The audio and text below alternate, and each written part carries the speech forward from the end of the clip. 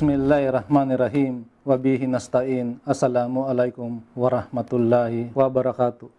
Mga kapatid, narito na naman po ang ating programang Magtanong. Makakasama ulit natin si Sheikh Mujahid Commander na kung saan siya ay sasagot at magpapaliwanag sa ating mga katanungan. Narito ang unang katanungan, Sheikh. Ano ba ang kahalagahan ng buwan ng Ramadan at ano ba ang kaibahan nito sa mga buwan? Bismillahirrahmanirrahim. Alhamdulillahi Rabbil Alamin. Wassalatu wassalamu ala al-mabuthi rahmatan lil alamin. Sayyidina Muhammadin wa ala alihi wa sahbihi ajma'in. Amma ba'd. Ang buwan ng Ramadan ay ikasiyam na buwan ng Hijra Calendar. O di kaya ay ikasiyam na buwan ng Islamic Calendar. Ang buwan ng Ramadan ay higit na mainam na buwan at kakaiba sa ibang mga buwan. Babanggitin natin ang mga kahalagahan ng buwan ng Ramadan. Kabilang sa kahalagahan ng buwan ng Ramadan ay Shahrul Mubarak.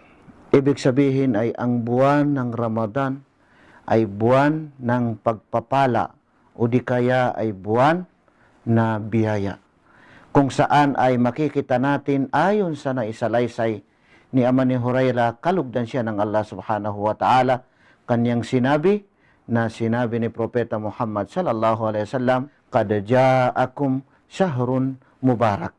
Tiyak na dumating sa inyo ang buwan na mapagpala o di kaya ay buwan na biyaya. Kabilang pa sa kahalagahan ng buwan ng Ramadan ay syahrun tuftahu fihi abwabul jannah wa tughlaqu abwabun nar.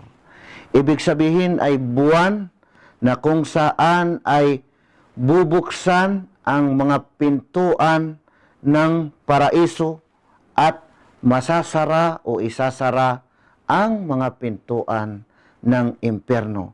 At gayon din na kakadinahan o di kaya ay tatalian ang mga satanas. Na kung saan ay makikita naman natin sa isang hadith na naisalaysay din na Ama ni Hurairah, kalugdan siya ng Allah subhanahu wa ta'ala, sabi ni Propeta Muhammad sallallahu alaihi wasallam, "Idza jaa Ramadanu futtihat abwabul jannah wa ghulliqat abwabun nar wa suffidatis syayatin." Muttafaqun alaih. Ayon sa kahulugan ng hadith na ito na sinabi ni Propeta Muhammad sallallahu alaihi wasallam, "Idza jaa Ramadan," kapag dumating na ang buwan ng Ramadan, futtihat abwabul jannah, ay mabubuksan ang mga pintuan ng paraiso. Wa ghulliqat abwabun nar, at masasara ang mga pintuan ng impyerno. Wa suffidatis syayatin, ibig sabihin ay kakadinahan ang mga satanas sa buwan ng Ramadan. Ang hadith na ito ay napagkasunduan ni na Al-Bukhari at Muslim. Kabilang pa sa kahalagahan ng buwan ng Ramadan, ayon sa hadith na naisalaysay din ni Ama ni Hurairah, kalugdan siya ng Allah subhanahu wa ta'ala, kanyang sinabi ni Propeta Muhammad sallallahu alaihi wasallam, "As-salawatul khams wal jum'atu ilal jum'ah wa Ramadanun ila Ramadan mukaffiratun lima bainahunna idza ijtunibatil kabair." Rawahu Muslim. Ayon naman sa kahulugan ng hadith na ito, as-salawatul khams, sabi ni Propeta Muhammad sallallahu alaihi wasallam, ang pagdarasal ng 5 beses. Ang ibig sabihin, salawatul khams, yung pagdarasal ng 5 beses sa isang araw. Wal jum'atu ilal jum'ah, ang pagdarasal ng Jum'ah sa Jum'ah. Ibig sabihin ay ang pagdasal ng Jum'ah at ang pagdasal ng susunod na Jum'ah. Wa Ramadanun ila Ramadan, ang Ramadan sa Ramadan. Ibig sabihin ay ang pagsasagawa ng pag-aayuno sa Ramadan at pagsasagawa rin ng pag-aayuno sa Ramadan, mukaffiratun lima bainahunna, mabubura o mawawalan ng saysay ang mga pagitan nila. Ibig sabihin ay ang mga kasalanan o mga kamalian, idza tunibatil kabair, kapag iniwasan ang mga mortal na kasalanan o di kaya ay ang mga malalaking mga kasalanan. Ang hadith na ito ay naiulat ni Muslim. Kabilang pa sa kahalagahan ng buwan ng Ramadan, ang buwan na ito ay tinatawag na Shahrut Taubati wal Maghfirah, buwan ng pagbabalik loob at kapatawaran. Patatawarin ng Allah subhanahu wa ta'ala ang ating mga naunang kasalanan, sapagkat si Propeta Muhammad sallallahu alaihi wasallam, ayon sa naisalaysay din ni Ama ni Hurairah, kalugdan siya ng Allah subhanahu wa ta'ala, sinabi ni Propeta Muhammad sallallahu alaihi wasallam, man sama Ramadana imanan wahtisaban ghufira lahu ma taqaddama min dhanbihi, muttafaqun alayh. Ang sino man na mag-ayuno sa buwan ng Ramadan bilang pananampalataya at paghahangad ng gantimpala, ay patatawarin sa kanya ang lahat ng kanyang mga naunang kasalanan. Muttafaqun alayh, na pagkasunduan ang hadith na ito nina Al-Bukhari at Muslim. Kabilang pa sa kahalagahan ng buwan ng Ramadan ay tinatawag din na Shahru As-Sabr. Ibig sabihin ay buwan ng pagtitiis, kung saan ay ang tao sa araw ng Ramadan, hindi lamang siya nagtitiis sa kanyang pagkain, hindi lamang siya nagtitiis sa kanyang pag-inom, hindi lamang siya nagtitiis sa kanyang pagkikipagtalik sa kanyang asawa, kundi nagtitiis din sa kanyang ugali na kung saan ay makontrol niya ang kanyang sarili, lalong-lalo na sa kanyang galit. Sabi ni Propeta Muhammad sallallahu alaihi wasallam, "Fa in syatamahu ahadun aw qatalahu falyaqul inni saim." Inni saim.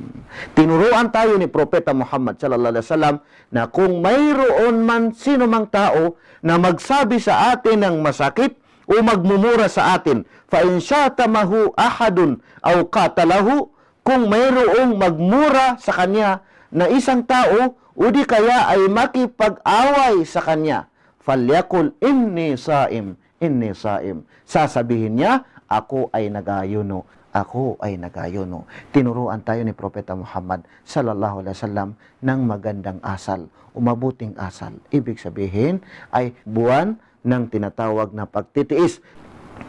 Kabilang pa sa kahalagahan ng buwan ng Ramadan, Shahrun fihi laylatun khairun min alfi shahr. Buwan na kung saan ay mayroong isang gabi sa buwan na ito na khairum min alfi shahr, na higit na mainam sa 1,000 buwan. Sabi ng Allah subhanahu wa ta'ala, Laylatul Qadri khairum min alfi shahr. Makikita natin sa Suratul Qadr, ika-3 talata. Laylatul Qadri, gabing kapasyahan, isang gabi, khairum min alfi shahr, na higit na mainam kaysa sa 1,000 buwan. Napakainam ang buwan ng Ramadan. Kabilang pa dito na ang buwan ng Ramadan ay Shahrun unzila fihi al-Quran. Buwan na kung saan ay dito ipinahayag ang banal na Quran. Sabi ng Allah subhanahu wa ta'ala, Shahru Ramadan alladhi unzila fihi al-Quran hudan linnasi wa bayyinatin minal huda wal furqan. Makikita natin ang talatang ito sa Suratul Baqarah 185 na talata. Ayon sa kahulugan ng talatang ito, sabi ng Allah subhanahu wa ta'ala, Shahru Ramadan alladhi unzila fihi al-Quran. Ang buwan ng Ramadan, alladhi unzila fihi al-Quran, na dito ipinahayag ang banal na Quran. Hudan linnas, bilang patnubay sa sangkatauhan. Patnubay sa sangkatauhan. Wa bayyinatin minal huda wal furqan, at malinaw o maliwanag na tanda, wal furqan, at isang pamantayan. Ibig sabihin, al-farqu bainal haqqi wal batil. Pamantayan na kung saan ay maaari mong maklasify ang tinatawag na haq, ang katotohanan, at ang tinatawag na hindi katotohanan. Napakaganda ng iyong paliwanag at kasagutan, Sheikh, sa pagbabalik ng programang Magtanong. Magtanong kay Sheikh Mujahid Commander. Nagbabalik ang programang Magtanong. Narito ang kasunod na katanungan. Nabanggit mo na ang banal na Quran ay dito ipinahayag sa buwan ng Ramadan. Ang tanong, paano ipinahayag ang banal na Quran? Ito ba ay ipinahayag kay Propeta Muhammad sallallahu alaihi wasallam ng isang beses lamang? Ang banal na Quran ay, sabi ng mga pantas, Nazal al-Quranu jumlatan wahidatan min al-lawhil mahfuzi ila sama'id dunya.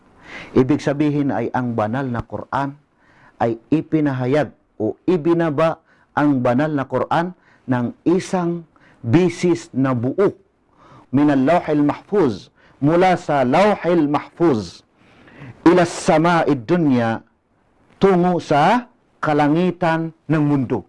Min al-lawhil mahfuz ila sama'id dunya, ibinaba mula sa lawhil mahfuz tungo sa kalangitan ng mundo.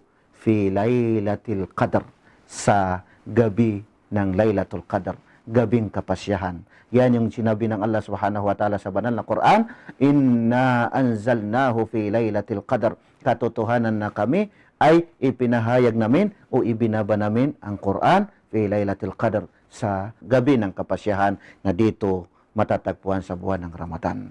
Summa ba'da zalika nazala mufarraqan ala Rasulillah sallallahu alaihi wasallam.